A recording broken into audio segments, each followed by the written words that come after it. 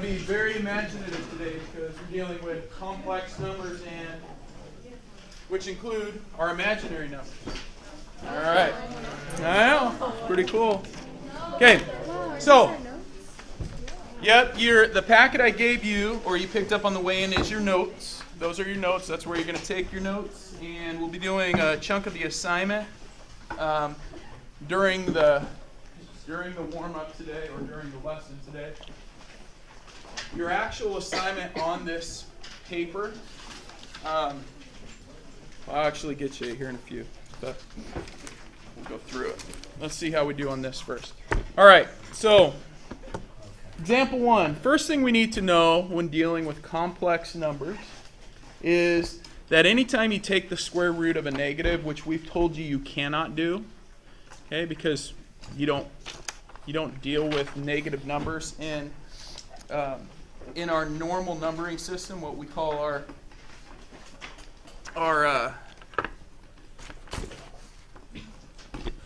actual numbering system. If you think of, actually, I have this drawn out in a book. Let me grab that rather than me drawing it out for you. We'll put it up here. 5, 5. Let's see. So 5, 6 actually. All right. There we go. So if we think of what we've dealt with so far throughout all your education in terms of numbering, all the numbers we've dealt with, these right here, if you ignore the complex part of it, those are the numbers we've dealt with. The real numbers, which include our natural numbers, which are counting numbers, and then our whole numbers, we add 0 to it. And then we put in our negative numbers, so we added negative numbers, which we call integers. And then we expanded that out to fractions. Okay, so we add the things in between the whole numbers and the integers. And then we put in our radicals, where we had the positive square root of something and a negative square root of something. And all of those things put together are called real numbers. Well, real numbers, including those positive and negative roots, our rational and irrational numbers, our integers, whole numbers, those real numbers are separate from these things over here called imaginary numbers. Okay, imaginary numbers deal with the negative square roots. Okay, the root of the root of a negative number.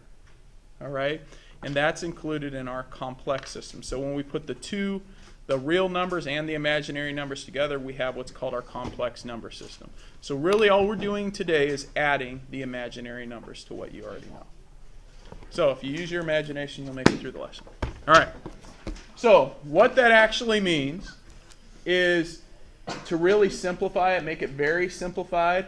If I'm taking the square root of 25, I want to break that into two parts. The square root of -1 times the square root of 25. Okay?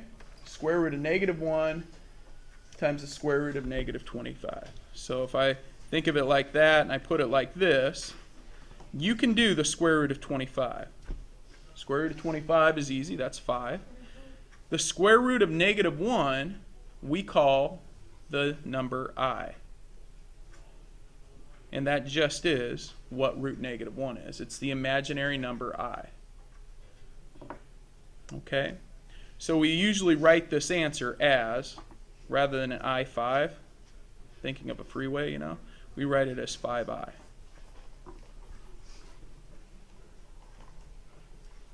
Using that same logic, what's this? 10I. Right? It's the square root of 100.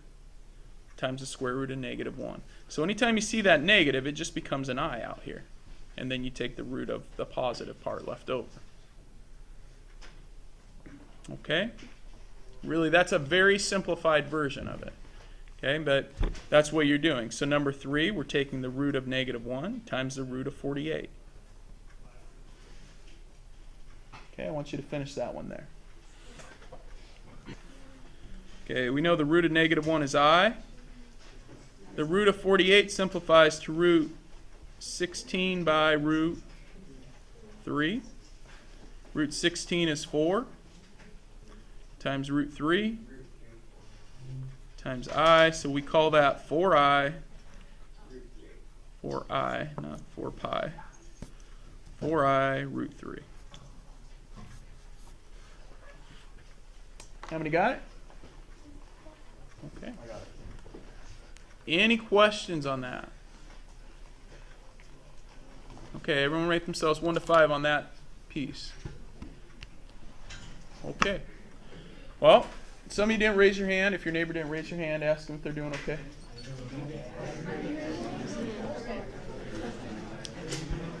Okay, last call for questions on that part. Okay, here we go. Let's move to the side of the page. Now let's talk about, now that we know what I means, I is root negative 1. I squared is root negative 1 times root negative 1. And what's root negative 1 times root negative 1? Remember, anytime you multiply a root by itself, the other way to think of this is root negative 1 squared. Those cancel, you're just left with negative 1. You're just left with the thing inside the radical. Anytime you square a root, you're just left with the thing inside. So I squared is actually a real number? I squared is actually a real number. Yeah. Good. All right. I cubed. Well, not ice cubed.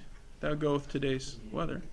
I cubed is root negative 1 times root negative 1 times root negative 1.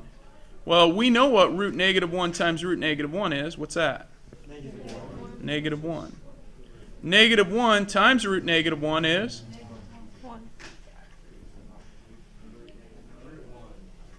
No. Can you multiply something outside a radical by something inside? No. Good. It's negative 1 root negative 1. Negative root negative 1. All right.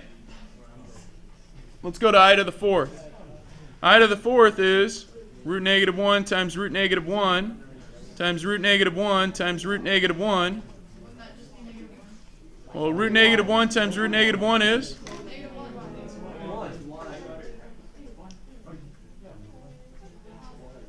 The answer is? 1. So anytime you're having a hard time with what it is, expand it out. Write it out in expanded form. I know it takes longer, but it makes it much easier to understand.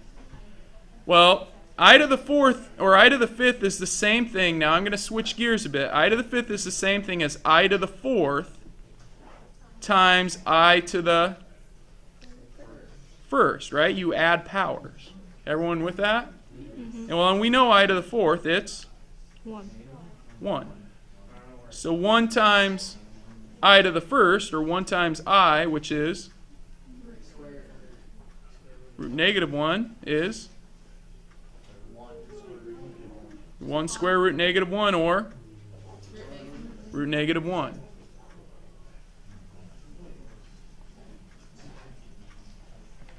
Everyone with that? I to the 6th. I to the 6th is I to the 4th times I to the 2nd. Well, we always know I to the 4th is 1, so it has no bearing when we're multiplying. But what's I squared? Negative 1.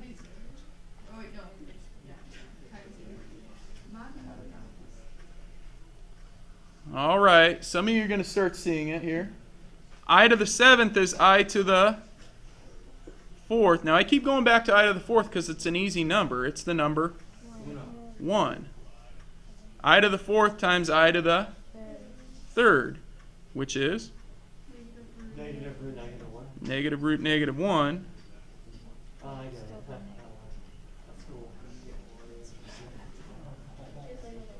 What's I to the 8th going to be?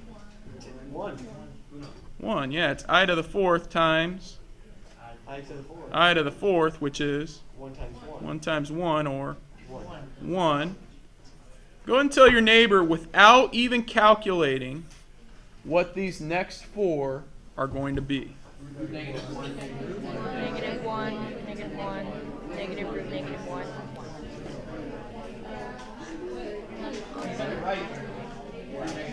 Okay, time's up. Now, let's see if we can make it through this. I to the ninth.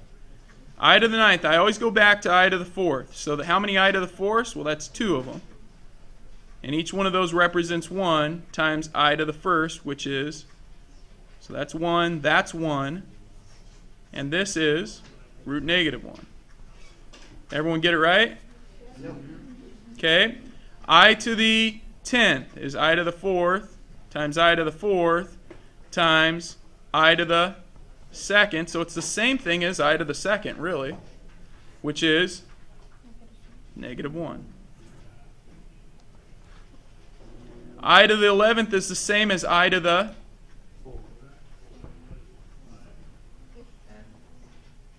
This one's the same as I to the first. This one's the same as I to the second. This one's the same. I to the third, right? Because it's I to the fourth times I to the fourth times I to the third. 4, 4, and 3 is 11. I to the third is negative root negative 1. And I to the 12th is the same as I to the fourth, because it's I to the fourth times I to the fourth times I to the fourth. Each one of those is 1, so the answer is 1.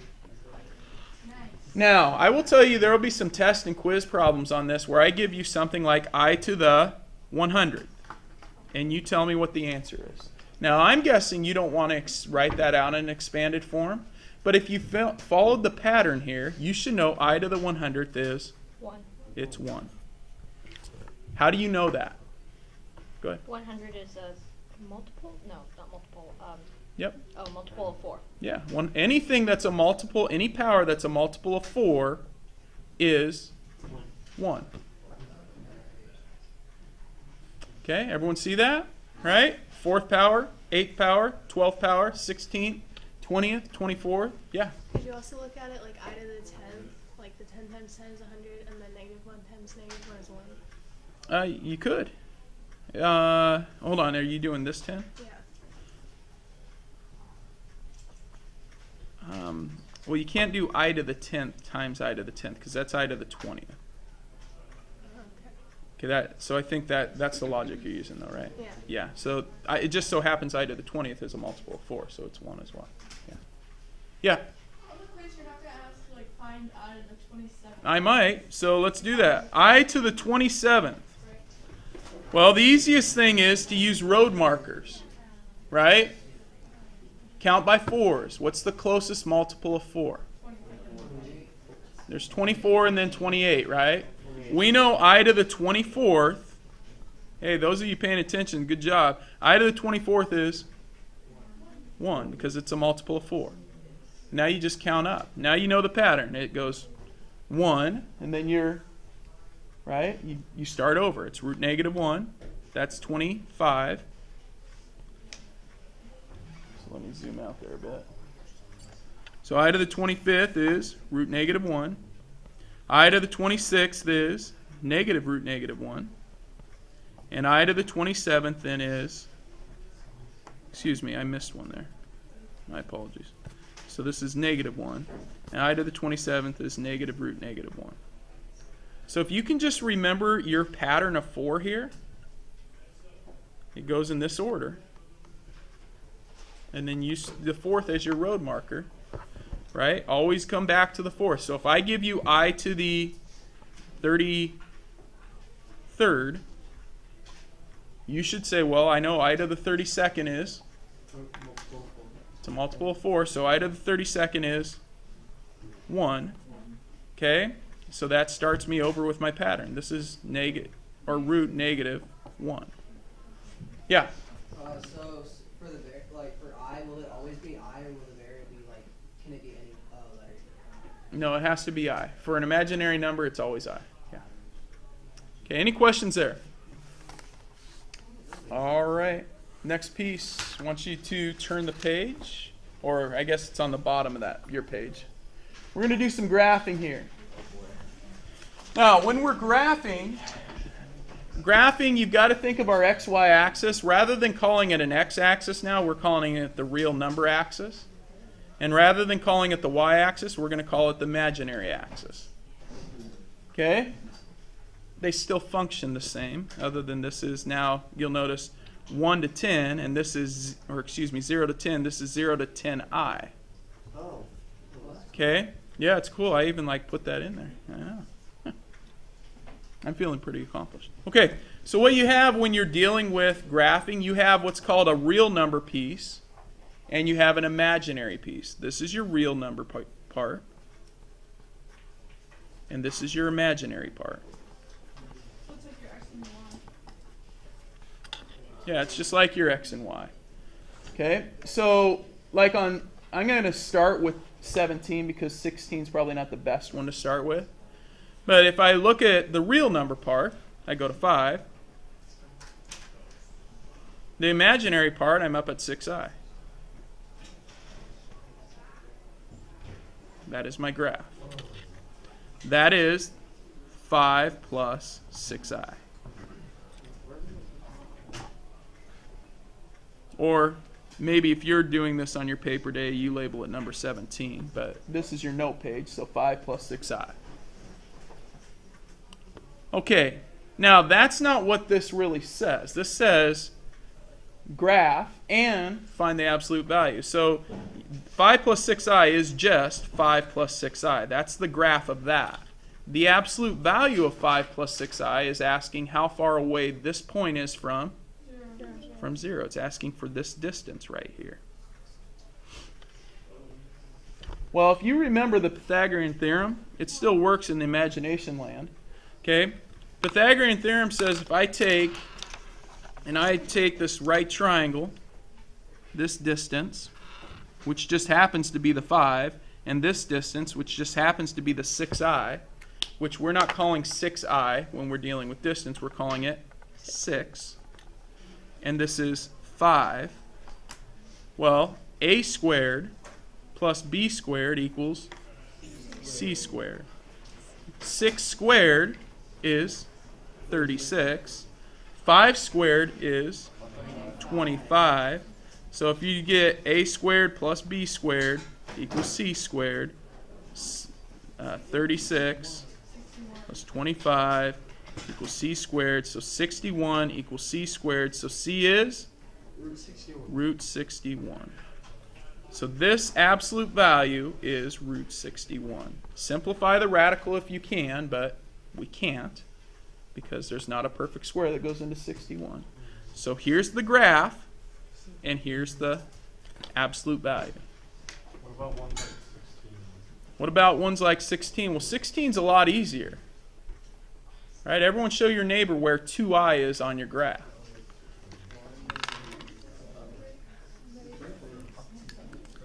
So 2i, hopefully everyone pointed out, it's right there. Right? Now, it doesn't have a real part, so really it's saying what is 0 plus 2i. Right? So that's actually pretty easy. I mean, this is number 16. And 0 plus 2i, you could do the Pythagorean theorem if you want, but it's a straight line, or it's a vertical distance. What is that length? 2. Don't make it too tough on yourself. The answer is 2. Yeah, and if you did a squared plus b squared, you get 0 squared or 0 plus 4, which is c squared. C is equal to the root of 4, which is 2. I mean, you could tell that because it's that length. Yeah? But since it's the oh no, that works. Never mind. I was about to ask what about positive and negative root 61. No. No. Everyone try number 20. Find that point.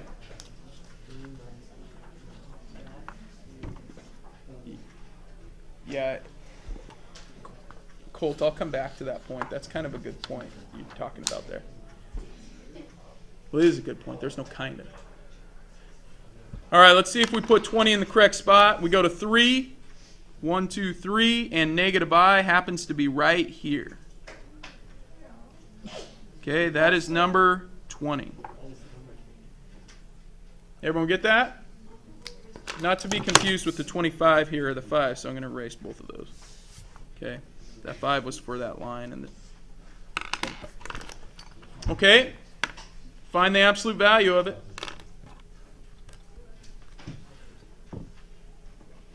you're finding that straight line distance.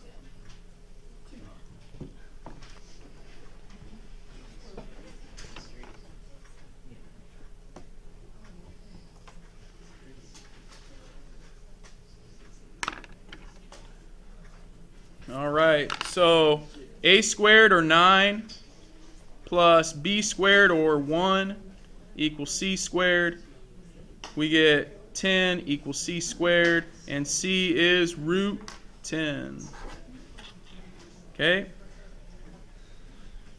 How many got it? Yes, sir, Cole? Wouldn't you have to do plus and minus? That's what Cole just asked, too. Now, remember, if we did, you should have to do plus minus here, right? Because we imposed a root. But remember, absolute value is a distance, so the negative portion is thrown out. You can't have a negative root 10 for a distance. Okay? Yeah, so that's why we don't put the plus minus out here, because the negative we just toss out anyway, because it's a distance. Okay? All right, any questions?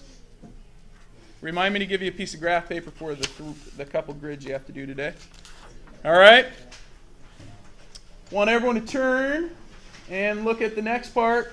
You get about 1 minute to tell your neighbor how you're going to do number 28. Okay, here we go. Combine the common pieces. That's 6 plus 8i. How many did it right? Not tough, right? Now, can I add 6 and 8i? No, one's real, one's imaginary. Can't. They're not the same. They're not like terms. Okay. 29. Put your answer. I know, exciting. Pure excitement.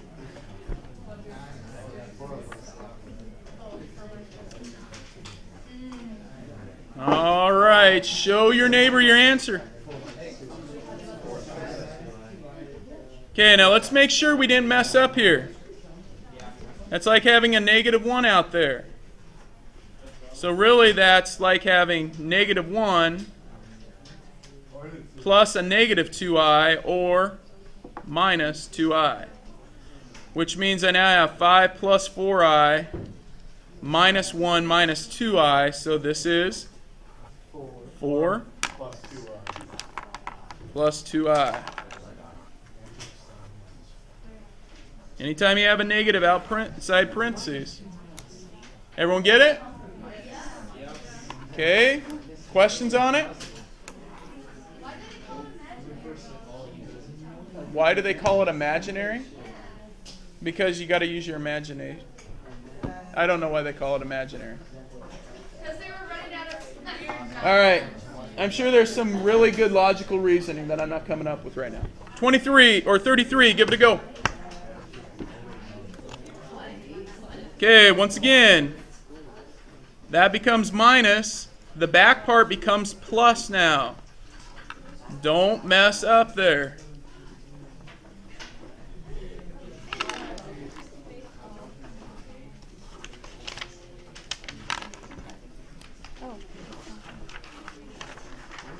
Everyone get negative 7 plus 8i. Yes, sir. If you didn't distribute that negative back into the back. Do you have to keep it in that exact form, or can you say AI minus 7? No, we'll put the real part first. Okay. That'd be really cool. Is that like distributed? Is that like That's proper form. Any questions?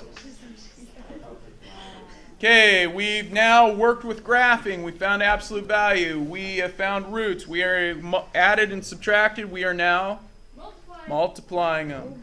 Okay, number 35. Tell your neighbor what you're going to do. And then go ahead and do it. Gentlemen, need your attention back up here. Now, some of you call this foiling. 1 times 6 is 6. Eyes and ears focused right here, please. You guys in the middle, pay attention. 1 times 6 is 6. 1 times negative 3i is negative 3i. Okay, you then have 2i times 6 is 12i. And 2i times negative 3i is negative 6i squared. Now, what is I squared? That is negative 1. So really, this says negative 6 times negative 1, which is positive 6. So be careful there. Oh, whoops, bless you. If I could draw a straight line, that's supposed to be a positive 6. Okay. Now I have 6 plus 9i plus 6, or 12 plus 9i. How many got that? Okay. I want everyone to try number 36 right below it. Give it a shot. 36. Ask me as I'm walking around if you have questions. All right, let's see. 3 times 6 is 18. It's 16.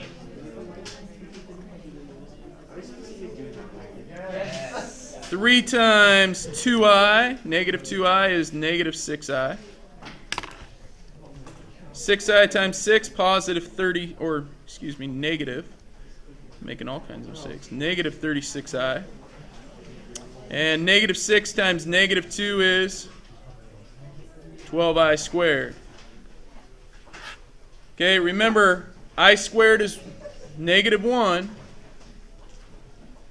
Okay, so that actually gives me a negative 12 back here. All right, so I have 18 minus 42i minus 12, or 6 minus 42i. How many got that? Well done. Any questions? Hey, one piece left. Right here. Solving equations. So just like we've done with real numbers, after we taught you to add, subtract, multiply, divide, deal with all the absolute value roots, now we solve. So you solve these equations just like you would any other. For the sake of time, I'm going to walk you through this one. First step is to subtract 8. So you're now at 2x squared equals negative 8. Next step is to divide by 2. So you get x squared equals negative 4. Now at this point in the past, we've said the answer is no solution. Well, there is. It's just kind of complex, right? We have to use our imagination to come up with the solution. Okay, we take the square root of 4. So x equals plus minus negative root 4. The root of negative 4, excuse me. Notice I still have the plus minus. I'm not dealing with distance anymore. I'm dealing with solution. So that root of negative 4 is 2i. We have the plus minus. So x equals plus minus 2i. And usually write that in set notation. Oops.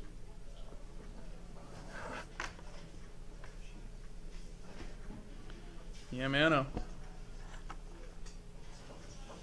Questions? Try number 52. 52.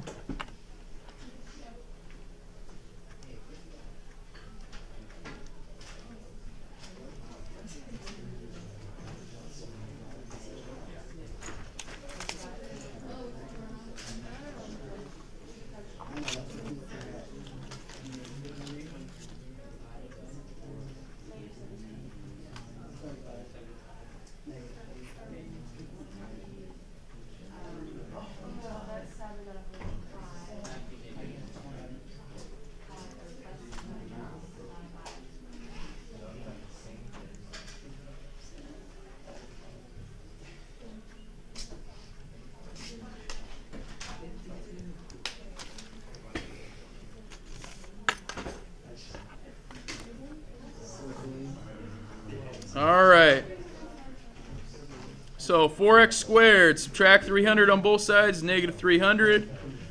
Divide by 4, x squared is equal to negative 75. Take the root, x is equal to plus minus the square root of negative 75. Okay, simplify 75, that's root 25 by root 3. The negative, positive root 25 and negative root 3. The positive root 25 becomes 5 times negative root 3. Okay, and now we put the I out there. So that is plus minus 5I root 3. No, it's not negative 3. We pulled the negative out by bringing the I out. Anytime you pull that I out, that negative drops out here with the I. Okay, your assignment. Take a look at your sheet, please. Here's your assignment. Turn to the mix side. I know some of you want to do all of them just because it's so much fun. We're going to do evens right here. So pay attention. 1 through 10 evens, or 2 through 10 evens. And then everything else. Multiples of 4. Hey, why am I picking 4? Because It's 1. It's 1, man. Right? I to the 4th is? 1, dude. You love it. Hey, what's the first multiple of 4 after 11? 12. Every time you do a problem with a multiple of 4, think I to the 4th equals 1. Dude, that's going to help you on your quiz. Now we have to do math just to figure out where our assignment is. Yeah. So unfair. All right.